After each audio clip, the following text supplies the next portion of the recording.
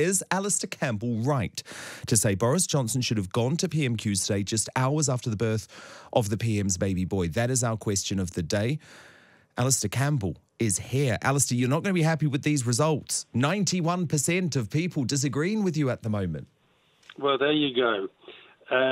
I didn't actually say that, to be fair. I'm perfectly happy to join everybody else in congratulating Boris Johnson and carry on having a baby.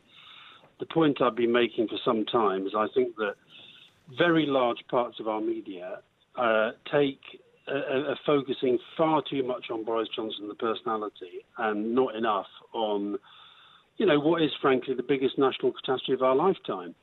And so I think that it's, to be honest, I think he should have been in the Commons on Monday when he came back.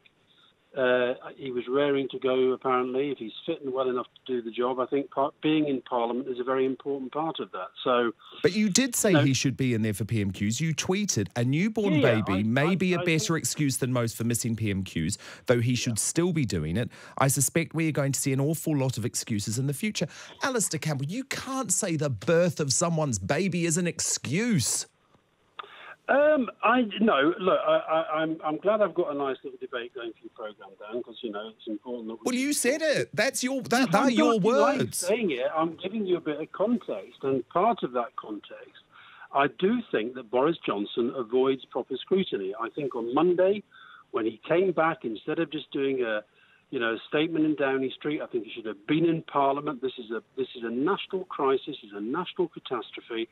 And the Prime Minister has to lead us through that. And that means, in my mind, in a parliamentary democracy, you go to Parliament, you don't look for excuses not to.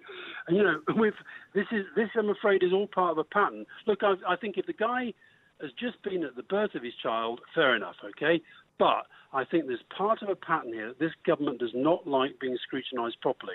These briefings, the media ask, and now some of the public ask questions. Well, they're not a good way of holding the government to account. Parliament is the place to do that.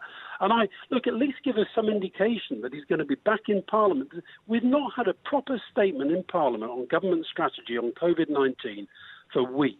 But he would have been there today. That is the point. He would have been there today. You can't control when a baby is delivered. That is true. I accept that. But many people on the extreme left, and by the way, I know you tweeted me, but I wasn't referring to you as a left-wing extremist. I'm referring to the people like Bob Eager, who said on Twitter today, they've induced Carrie to give him an excuse. Or John Hilton, who said, not a summer baby after all, surely not induced. Am I really that cynical now? Classic Dom. So there are these conspiracy theories going around amongst extreme leftists. What I suggest, Dan, is you don't give them the time of day. I'm not a conspiracy theorist.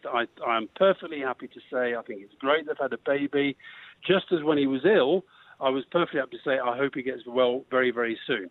But let me just, let's just look a little bit at that. When Boris Johnson was in hospital, The Sun, which, still has a bit of clout in this country, The Sun led best newspaper in the country. I'm obviously the executive editor and a columnist at The Sun. Your paper led every single day of that week on something to do with Boris Johnson's health. Now, I'm not saying it's not a story. The Prime Minister being ill is a big story.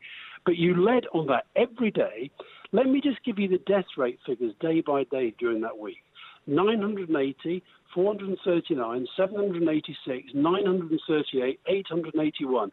They were the numbers of the people who died in the country in the day he was in hospital. And there were also pages and pages of coverage about those victims as well. But if you're trying to say that the leader of this country ending up in intensive care, battling the very thing that the rest of the country is going through is not the biggest story of the day, then you've lost your journalistic now, Alastair Campbell, because you were a journalist to begin with. I don't agree with you, because you most of the days that was happening, that he was in hospital, you knew nothing that took the story forward. So somebody in Number 10 saying he's in very good spirits, suddenly that becomes the news.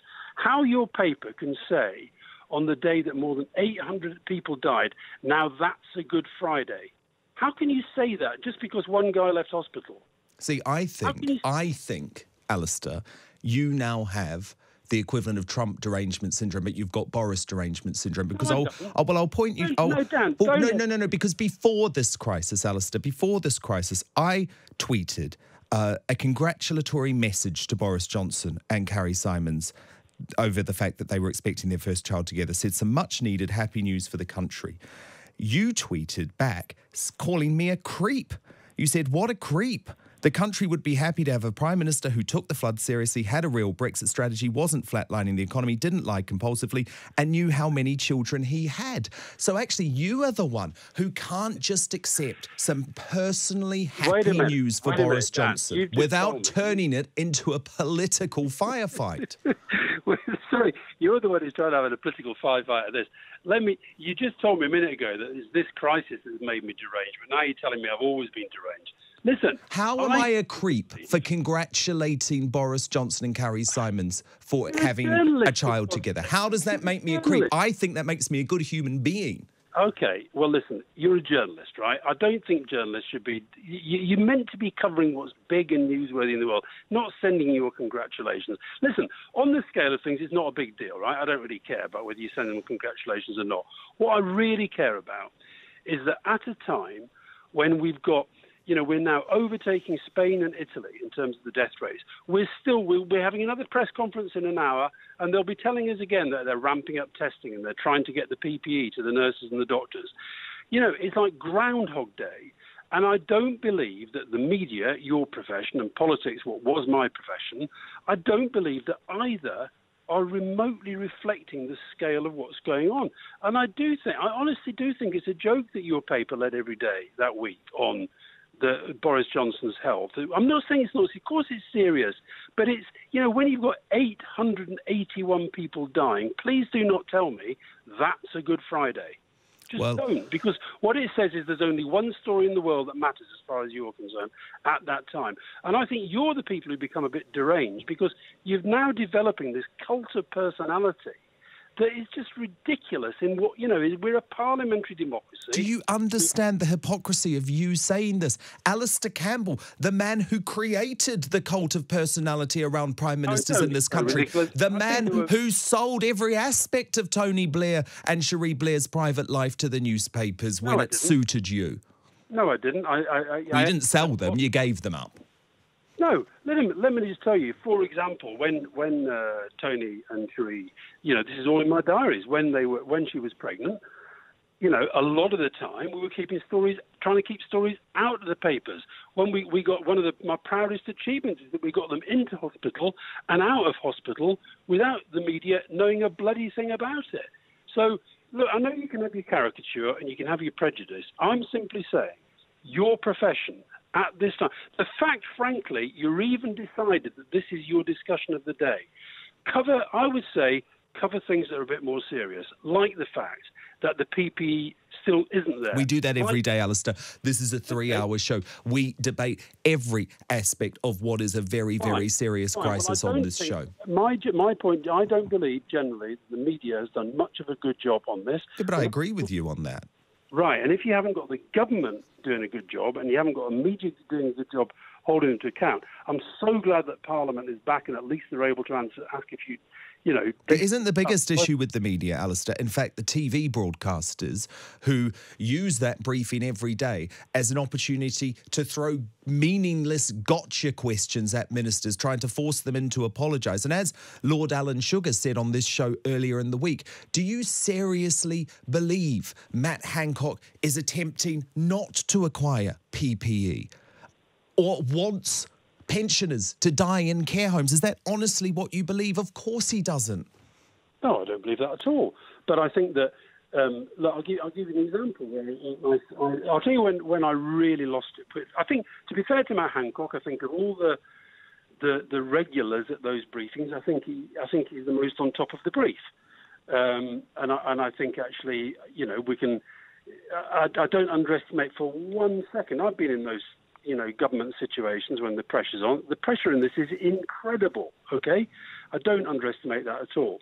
But I'll tell you when I absolutely lost it with Matt Hancock was the briefing where he was asked the factual question, how many NHS workers have died in this crisis? And he said, that's one for you, Ruth. Ruth, the chief nurse. And I just thought that was incredible. And that question was asked, of course, by Talk Radio's brilliant political correspondent, Charlotte Ivers. Right. Now, just to show you that this station is holding the government to account. So actually, you've proved my point for me. Thank you, Alastair. Brilliant. Great news. That question wasn't asked, can I just say, by a preening BBC reporter or a preening Sky News reporter. And that's the point. Get off your bloody high horse and let me finish the point I was making. The point I was making is that when he did that, to my mind, the very next question from the very next journalist was, you did not answer that question. Likewise, on testing and PPE, I don't think the problem is that they're preening. Some of them may preen. I think the problem is that they all focus on what it is that they've already decided is the story for their package later in the day. And what you're not getting is a sense of, look, I think these ministers, it's not a bad thing to see them put under pressure, by the way. And one of the things I don't like this idea that because the crisis is so big that somehow we should give ministers an easy ride. I don't think they should be given an easy ride, because if they go into those briefings feeling they're going to be properly challenged, ask difficult questions, they will do better in the preparation, and that will lead to better government in the background. That's why Prime Minister's questions is so important in our democracy. Tony Blair as Prime Minister, a part of his mind was thinking about Prime Minister's questions every day. He was thinking, if I get asked this, what do I say? If I don't have a proper answer, I want to know what the facts are. I want to know what the details are. I want to know why we're not getting PPE to the front line in the way that we should be. And that's how it should work. And I don't believe that the media briefings have been instilling that sort of thinking in government at all. Well, it'll be exciting to see Boris back there potentially tomorrow or Friday, won't it? Well, he's not taking his paternity leave. You should be happy about that. I think that's good. Listen, it's not a question of... My happiness is not relevant in this. The question is, are we being led properly through a crisis? Now, I accept it's not, well, you could argue it was, to some extent, he may have been a bit cavalier in the way that he treated the illness, but he was taken to hospital. I don't criticise him for that. He was in intensive care. That must have been horrific for him and for his partner and for his family. And I'm totally sympathetic on that. I really am. But I think now he's back. I just honestly don't feel that people have got a proper sense of how big and how awful and how bad this situation is. And by the way, how long that's going to go on for, because the economic implications are so huge. And we get it. We get it. But Alastair, we need to have some hope and some positivity at times. And what today provided me was an opportunity to say, you know what, there's some nice news.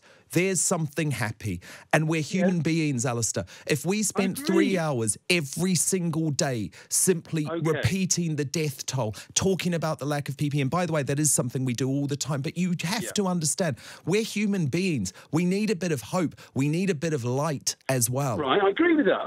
Right, so that's why, for example, Tom Moore, Captain Moore doing his walk, that's why that has resonated with the country so much. Yes. That's why, for example, when I go out every morning and walk my dog and post pictures of beautiful trees, I'm getting as much response on that as I have on saying something about COVID, because I agree with that. But what I don't like, and I think I'm absolutely entitled to call it out, is when, as I think has happened in the past, when the focus on somebody's personal life and private life distracting from what I consider to be much more serious issues. So, and also, I've just seen the front page of the Standard. Yes, it's a story, of course it is, but let's stop pretending that this is like a royal baby. It's not. Well, I don't think you said that when little Leo was born, but there you go. Look, you did a good job in that interview, though. You've increased your support by 1%. 10% now saying they agree with Alastair Campbell, saying that Boris Johnson should have gone to PMQ today, just hours after the birth of the PM's baby boy. 90% of you saying you disagree.